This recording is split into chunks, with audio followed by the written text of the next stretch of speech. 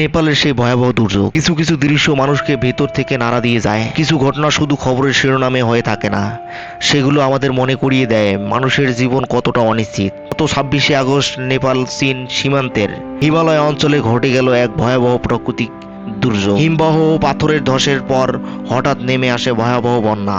প্রচণ্ড স্রোতের পানি, কাদা আর পাথর ছুটে যায় নিচের দিকে।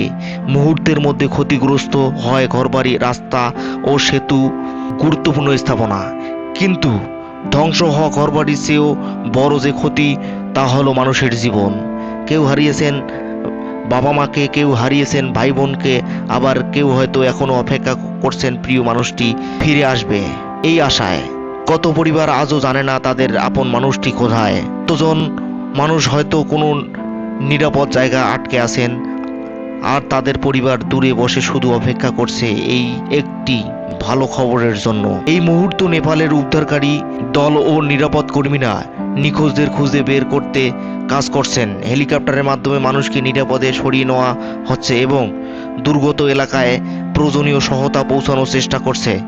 প্রকৃতি এই ভয়াবহ সামনে দাঁড়িয়ে আমাদের মনে একটু কথাই আসে, মানুষের জীবন কতটা মূল্যবান।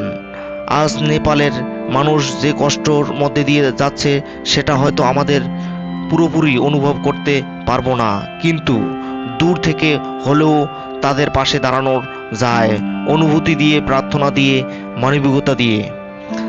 যারা আপনজন হারিয়েছেন, তারা নিখোঁজ স্বজনদের অপেক্ষায় আছেন, তারা ঘরবাড়ি হারিয়েছেন, অসহায় হয়ে পড়েছেন, তাদের সবার প্রতি রইল গভীর সমবেদনা।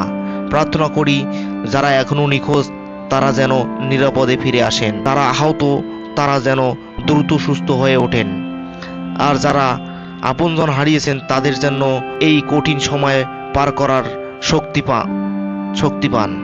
নেপালের মানুষের জন্য রইল আমাদের ভালোবাসা ও প্রার্থনা।